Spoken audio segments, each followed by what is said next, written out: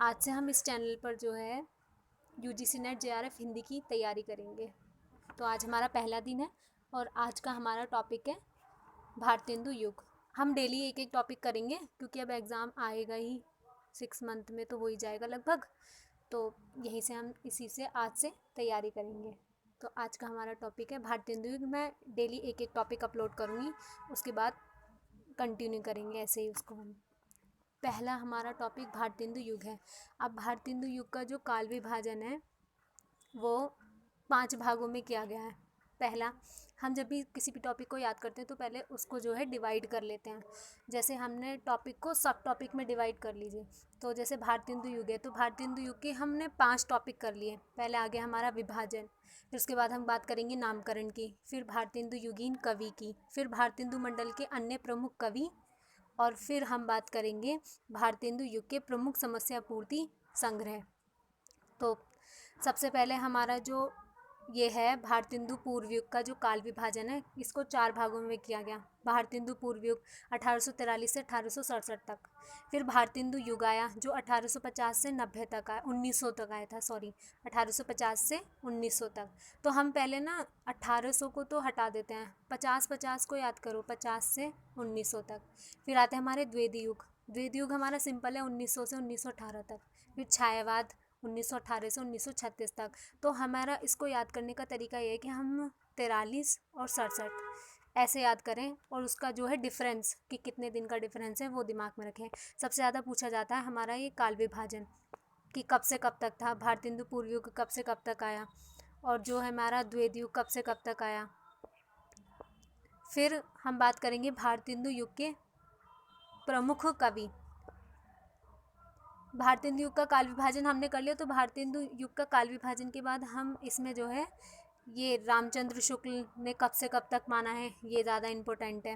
रामचंद्र शुक्ल ने 1868 से 1893 तक माना, और 1868 से 1893 तक माना, और इसको बोला नई धारा प्रथम उत्थान।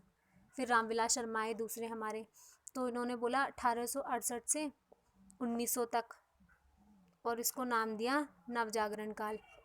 ठीक। फिर आए हमारे मिश्र बंधु, इन्होंने 1864 से 1888 तक, इसको बोला वर्तमान काल। हमारे ना फ्रेंड्स सन तो पूछते ही पूछते हैं, उसके साथ रामचंद्र शुक्ल ने क्या बोला है वो भी पूछा जाएगा। जैसे नई धारा प्रथम उत्थान कहा रामचंद्र शुक्ल ने, रामविलास शर्मा ने नवजागरण काल दिया भारतेंदु युग का नाम, मिश्र बंधु ने वर्तमान काल बोला 1864 से 1888 तक, इनका जो है ये समय सीमा मानी। रामकुमार वर्मा ने 1870 से 1900 तक मानी, आधुनिक काल बोला। इस तरीके से ये हो जाएगा। फिर उसके बाद आती हैं भारतेंदु युग की प्रमुख साहित्यिक प्रवृत्तियाँ। भारतेंदु युग की प्रमुख साहित्यिक प्रवृत्तियाँ में जो आती हैं, सबसे पहले तो हम बात करेंगे भारतेंदु युग की साहित्यिक प्रवृत्तियों में अंत विरोधों का साहित्य। इनकी 5 प्रवृत्तियाँ थी, हर युग की कुछ न कुछ प्रवृत्तियाँ होती हैं। तो भारतेंदु युग की जो साहित्यिक प्रवृत्तियाँ हैं उसमें पहला आएगा अंत विरोधों का साहित्य, श्रृंगारिकता की चेतना, भक्ति भावना, समस्या पूर्ति, सामाजिक समस्याओं का चित्रण। हमें जो है ना ये पॉइंटों में याद होना चाहिए माइंड में, क्योंकि वो क्या करते हैं इसका ना मैचिंग में पूछ लेते हैं क्वेश्चन। 4 ऑप्शन दिए, एक हटा लिया, एक ऑप्शन दिया, तीसरा कुछ ऐड कर दिया। तो ये हमें पता होना चाहिए कि भारतेंदु युग की साहित्यिक प्रवृत्तियाँ कौन सी रहीं, क्या क्या पूछा गया। अंत विरोध का साहित्य जो ये प्रवृत्तियाँ है, इसके अंदर ये बताया गया कि इसमें जो है ना मनुष्य के अंदर या किसी उस टाइम के जो माइंड था लेखकों का, तो उनके उसमें वो किस तरीके की कविताएं लिखे हैं, तो इसलिए उनमें राष्ट्रभक्ति और राजभक्ति दोनों थी उस टाइम पे। तो वो उस दोनों के बीच भक्ति किस टाइप की हो, किस तरीके की कविता वो लिखें, तो उसमें अंतविरोध रहता। तो अंतविरोध का साहित्य इसलिए बोला गया उसे कि राष्ट्रभक्ति और राजभक्ति, और ब्रज भाषा में लिख बनाएं कि खड़ी बोली में लिखें, क्या रखा जाए साहित्य की रूपरेखा, वो थी। फिर श्रृंगारिकता की चेतना जो आई थी उसमें भी जो है इन्होंने इसी तरीके की श्रृंगारिकता की कविताएं लिखी गई। फिर भक्ति भावना, भक्ति भावना में इन्होंने बताया कि भक्ति निर्गुण और सगुण दोनों प्रकार की रचनाएं इन्होंने की, और इसमें जो है ना भक्ति भावना में इन्होंने भक्ति जो की कवियों ने, तो उन्होंने ईश्वर की भक्ति का जो उद्देश्य था ना करने का, वो देश की समस्याओं को सुलझाने का माना, कि भाई हम भक्ति इसलिए कर रहे हैं कि हम देश की समस्याओं को सुलझाएं, हमारा जो ईश्वर है वो देश की समस्याओं में हमारा समाधान कर सके। भक्ति भावना इस तरीके से थी। तो ये 5 सामाजिक प्रवृत्तियाँ, सामाजिक समस्याओं का चित्रण सबसे ज़्यादा हुआ क्योंकि उस टाइम पे विधवा विवाह और धार्मिक संकीर्णता भी बहुत थी, बाल विवाह भी बहुत थे। तो उस सब का जो चित्रण किया गया है सबसे ज़्यादा भारतेंदु युग में ही किया गया है, क्योंकि उस टाइम ये रीतिकाल से ख़त्म हुआ और फिर भारतेंदु युग आया है, तो एकदम सारी चीज़ें हुई। तो ये इस चीज़ के लिए ये 5 प्रवृत्तियाँ इसकी बहुत ज़्यादा इम्पोर्टेंट हैं। फिर अब हम बात करेंगे भारतेंदु युग के प्रमुख कवि। तो भारतेंदु युग के प्रमुख कवि जो हैं हमारे, सबसे पहले आएंगे भारतेंदु हरिश्चंद्र। इनका जन्म 1850 में हुआ। किसी भी युग के कवियों का जब हम जन्म करेंगे तो हमसे सिर्फ जन्म पूछा जाएगा कि भाई भारतेंदु हरिश्चंद्र का जन्म कब हुआ, तो 1850 में हुआ। तो ऐसे है, तो हमें क्या करना है 50, तो लास्ट का जो है ना वो याद करना है, जैसे 1850, 1855, 1856, तो ऐसे। तो किसी भी इसका कवि का हमें जो जन्म करना है सिर्फ जन्म करना है, मृत्यु नहीं करनी है। तो भारतेंदु हरिश्चंद्र का 1850 में हुआ, बद्री नारायण चौधरी प्रेमघन का 55 में हुआ, प्रताप नारायण मिश्र का 56 में हुआ, ठाकुर जगमोहन सिंह का 57 में हुआ, अंबिका दत्त व्यास का 58 में हुआ, राधाचरण गोस्वामी का 59 में हुआ, राधा कृष्ण दास का 65 में हुआ। ये भारतेंदु युग के प्रमुख कवि हैं और इनका जन्म सीक्वेंस से याद करना है कि सबसे पहले 50 में भारतेंदु हरिश्चंद्र, फिर 55 में प्रेमघन, फिर 56 में प्रताप नारायण मिश्र, 57 में ठाकुर जगमोहन सिंह, 58 में व्यास, 59 में गोस्वामी और 65 में कृष्णदास, राधा कृष्णदास। इस तरीके से सीक्वेंस से याद करना, क्योंकि ज़्यादातर पूछा जाता है कि भारतेंदु हरिश्चंद्र का जन्म किस सन में हुआ। तो हमेशा अब की पूरे जितना भी हिंदी साहित्य में जितने भी प्रमुख कवि हैं, कहानीकार हैं, उपन्यासकार हैं, उन सब का हमें सिर्फ जन्म करना है कि जन्म कब हुआ, मृत्यु का सन नहीं याद करना है, सिर्फ जन्म पूछते हैं। फिर अब हम बात करेंगे भारतेंदु हरिश्चंद्र की। जो भारतेंदु युग के प्रमुख कवि हैं ना, तो सबसे फिर भारतेंदु हरिश्चंद्र की कुछ प्रमुख रचनाएं हैं, वो कौन सी हैं, भारतेंदु हरिश्चंद्र की प्रमुख रचनाएं कौन कौन सी हैं। तो भारतेंदु हरिश्चंद्र का जन्म 1850 में हुआ और इनकी प्रमुख रचनाएं हैं भक्ति सर्वस्व, प्रेम मालिका, कार्तिक स्नान, प्रेम सरोवर, महात्म्य, और ये इनका प्रेम माधुरी, प्रेमाशु वर्षण, रिपनाष्टक जो है ना इनका ही बहुत फेमस है। इसमें इन्होंने खड़ी बोली, फूल का गुच्छा और रिपनाष्टक, फूलों का गुच्छा, रिपनाष्टक जो है ये इनकी फेमस है। फूलों का गुच्छा इनका खड़ी बोली में है और दशरथ विलाप भी खड़ी बोली में है। रिपनाष्टक जो है इन्होंने 1884 में लिखी थी और जो लॉर्ड रिपन थे उनकी प्रशंसा में इन्होंने ये जो कविता है वो लिखी। विजय वल्लरी भी काबुल विजय के विजय में जो है इन्होंने हर्षोल्लास की कविता है विजय वल्लरी, ये भी इनकी बहुत इंपॉर्टेंट कविता है। और भारतेंदु हरिश्चंद्र रसा उपनाम से रचनाएं लिखते थे, ठीक है। और इनकी 70 काव्य कृतियाँ थीं जिनका संकलन जो है भारतेंदु ग्रंथावली के नाम से किया गया। 1880 में भारतेंदु को जो नाम दिया ना, हरिश्चंद्र को जो भारतेंदु नाम मिला है वो 1880 में सार सुधानिधि नामक पत्रिका थी उनकी, तो उस पर इनको हरिश्चंद्र को भारतेंदु नाम देने का जो सुझाव रखा गया और फिर इन्हें एक भारतेंदु हरिश्चंद्र कहा जाने लगा। भारतेंदु का जो मीनिंग है वो एक भारतीय चांद, उनको उपाधि दी गई भारतेंदु हरिश्चंद्र को। फिर इन्होंने भारतेंदु हरिश्चंद्र ने तदीय समाज, उसके बाद कविता वर्धनी सभा और पैनी रीडिंग क्लब, 3 जो हैं इनकी सभाएं थीं। और भारतेंदु हरिश्चंद्र की 3 पत्रिकाएं थी। हरिश्चंद्र चंद्रिका 1868 में आई थी और इनकी थी कविवचन सुधा थी और बाला बोधनी थी। भारतेंदु हरिश्चंद्र की तीनों महत्वपूर्ण ये हो गई क्या नाम है इनकी पत्रिकाएं भारतेंदु हरिश्चंद्र की। फिर उसके बाद आएंगे हमारे बद्री नारायण चौधरी प्रेमघन। प्रेमघन का जो जन्म हुआ 1855 में हुआ और प्रेमघन की हैं जींद जनपद, आनंद अरुणोदय, हार्दिक हर्षादर्श, मयंक महिमा, अलौकिक लीला, वर्षा बिंदु, लालित्य लहरी, व्रजचंद पंचक, जो ये इनकी हैं ये फेमस रचनाएं हैं बद्री नारायण चौधरी प्रेमघन की। अब प्रेमघन हैं तो प्रेमघन उर्दू में जो है अब्र नाम से रचनाएं लिखते थे प्रेमघन उर्दू में। और इन्होंने जो है दादा भाई नौरोजी के पार्लियामेंट का सदस्य चुने जाने पर इन्होंने हर्षपूर्ण कविताएं लिखी प्रेमघन ने, और जब विलायत में उन्हें काला कहने पर शोकपूर्ण कविताएं लिखी। इनका बहुत इंपॉर्टेंट है प्रेमघन का। प्रेमघन की जो प्रमुख रचना है वो है आनंद अरुणोदय, ये इनकी देशभक्ति से भावना से पूर्ण कविता है। उसके बाद इनकी मयंक महिमा है, मयंक महिमा में खड़ी बोली से संबंधित रचनाएं इनकी बताई गई हैं। और ये हमारे प्रेमघन भी बहुत इंपॉर्टेंट है। प्रेमघन ने प्रकृति के ऊपर भी कुछ कविताएं लिखी हैं, तो इनकी कुछ पंक्तियाँ हैं, मैं उनकी पंक्तियाँ भी शेयर करूँगी। पंक्तियाँ बताई हैं तो बहुत पूछी जाती है प्रेमघन की पंक्तियाँ 1855 में आए थे ये। फिर उसके बाद आते हैं हमारे ये प्रताप नारायण मिश्र। प्रताप नारायण मिश्र का जो है इनका जन्म 1856 में हुआ, प्रताप नारायण मिश्र का जन्म। और इनकी प्रमुख जो रचना है प्रताप नारायण मिश्र की, पहली आती है इनकी मन की लहर, प्रताप नारायण मिश्र की। जो मन की लहर इनकी कविता है, इसमें बाल विधवा और बाल विधवा की बताइए, और उनकी जो है मनोदशा का चित्रण किया गया बाल विधवा की मन की लहर में। और इनकी है त्रिपिताम्ब भी इनकी फेमस है, हर गंगा भी फेमस है, लोकोक्ति शतक ये इनकी बहुत इंपॉर्टेंट है। और प्रेम पुष्पांजलि भी बहुत ज़्यादा पूछी जाती है कि ये किसकी रचना है। इनका जन्म 1856 में हुआ। जन्म और इनकी रचनाएं ये ज़रूर करना। प्रताप नारायण मिश्र की जो रचनाएं थी उनका संग्रह जो है प्रताप लहरी नाम से किया गया। प्रताप नारायण मिश्र जो है कवि, वो हास्य व्यंग्यात्मक कविताओं के क्षेत्र में फेमस हैं, ये भी याद करना। ये सबसे ज़्यादा पूछा जाता है कि कौन सा कवि किस क्षेत्र में या किस तरीके की रचनाएं लिखता था, इनकी भाषा क्या है, ये भी बहुत ज़्यादा पूछी जाती हैं। फिर अब हम बात करेंगे ठाकुर जगमोहन सिंह। ठाकुर जगमोहन सिंह का तो जन्म 1857 में हुआ। इन्होंने लिखी, इनका सबसे ज़्यादा पूछा जाता है तो समय, कि इनका समय कब, किस समय में के कवि हैं ये। फिर इनकी रचनाएं भी पूछी जाती है। प्रेम संपत्ति लता कब आई, 85 में आई। श्यामलता 85, श्याम सरोजनी 86, देवयानी 86, ऋतुसहार अनुदित 76 और मेघदूत अनुदित 83। तो ये जो ऋतुसहार और मेघदूत इनकी अनुदित रचनाएं हैं, इनका ये इन्होंने अनुवाद किया है। किस भाषा में किया है ये इनका अनुवाद, ठाकुर जगमोहन सिंह ने? ये इनकी जो है ब्रज भाषा में इन्होंने अनुवाद किया इन दोनों का। तो ये इनकी दोनों रचनाएं बहुत ज़्यादा इम्पोर्टेंट हैं, सबसे ज़्यादा पूछी जाती हैं ये, ठीक।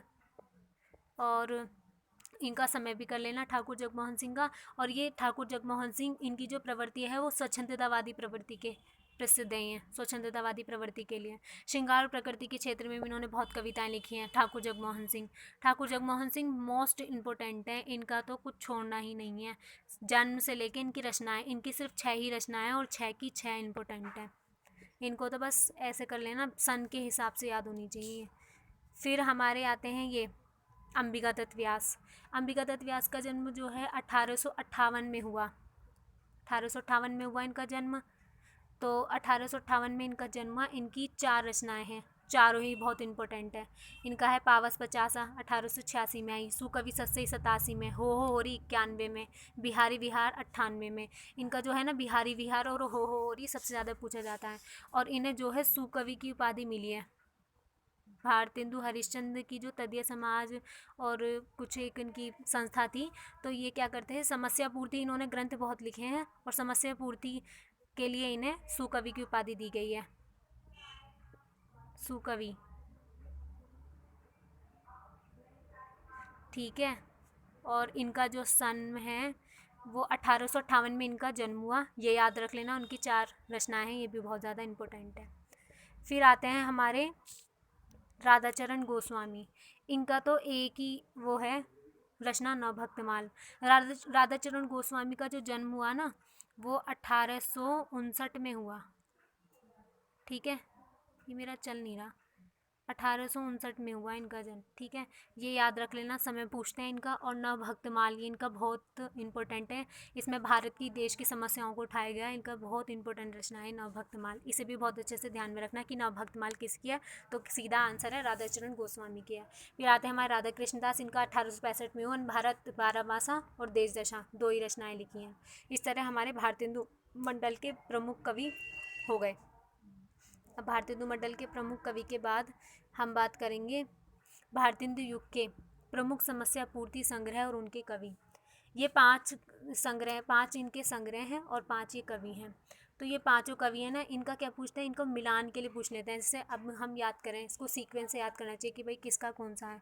तो समस्या प्रकाश किसका है, गंगाधर द्विजगंग का है। तो प्रकाश अगर आएगा तो गंगाधर द्विजगंग का लगाना है। दुर्गादत्त व्यास का समस्या पूर्ति प्रकाश है, तो जिसमें पूर्ति लग जाएगी वो दुर्गादत्त व्यास की है। गोविंद गिल्ला भाई का है समस्या पूर्ति प्रदीप, तो समस्या पूर्ति प्रकाश तो दुर्गादत्त व्यास, समस्या पूर्ति प्रदीप जो आएगा वो गोविंद गिल्ला भाई।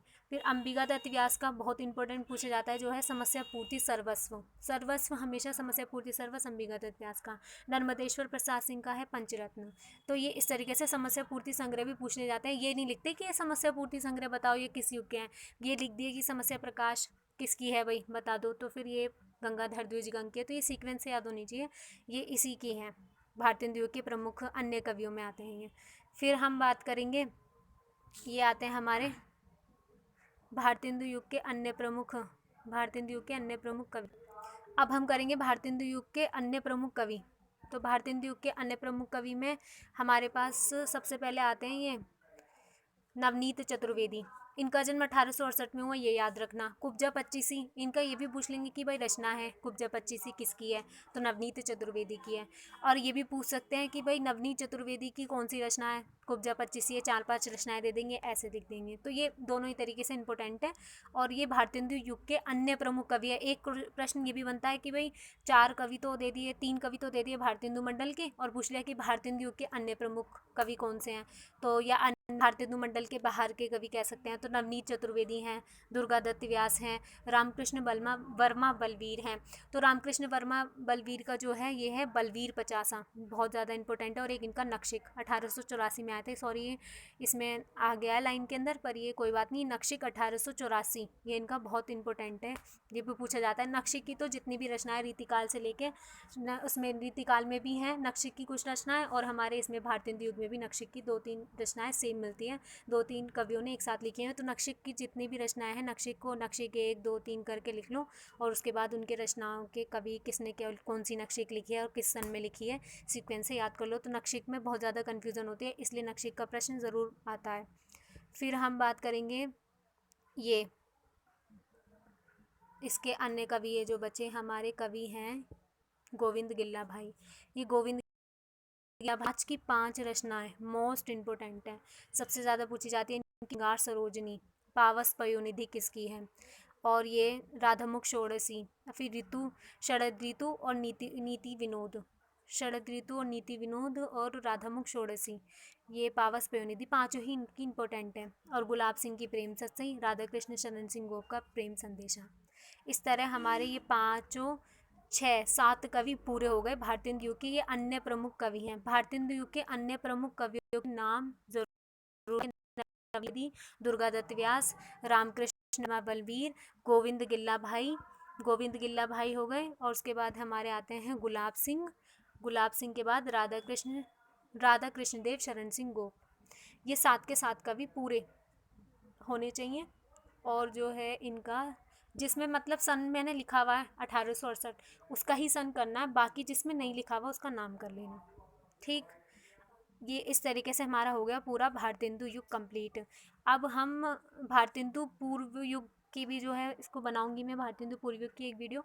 तो उसमें जो है हमारे दोनों युग भारतेंदु युग से एक तो होता है भारतेंदु युग जो हमारा 1843 से 1800, भारतेंदु पूर्व युग 1843 से 1867 तक। ये जो पूर्व युग है इसको मैं एक और वीडियो में बनाऊंगी, जिसके अंदर इसके पूर्व युग के प्रमुख कवि जो हैं ब्रजभाषा काव्य परंपरा के प्रमुख कवि, बस 2 ही सेशन है उसके, वो कंप्लीट हो जाएंगे इसके। फिर आते हैं हमारे भारतेंदु युग हमारा कंप्लीट हो गया। और द्वितीय युग और छायावाद, उसके बाद उत्तर छायावाद, प्रयोगवाद, प्रपन्नवाद, नकीनवाद, साठोत्तरी कविता, ये सब हम बाद में बात करेंगे। फिलहाल आज हमारा जो है भारतेंदु युग कंप्लीट हो गया। अगर आपको ये अच्छा लगा हो तो please like, share, subscribe.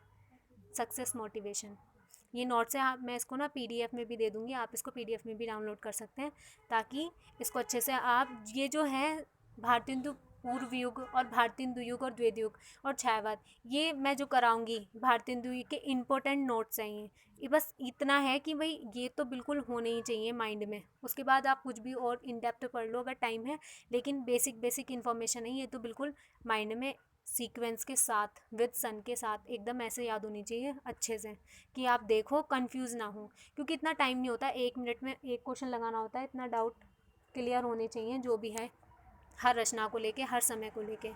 Okay friends, thanks for watching, please like, share, subscribe, bye.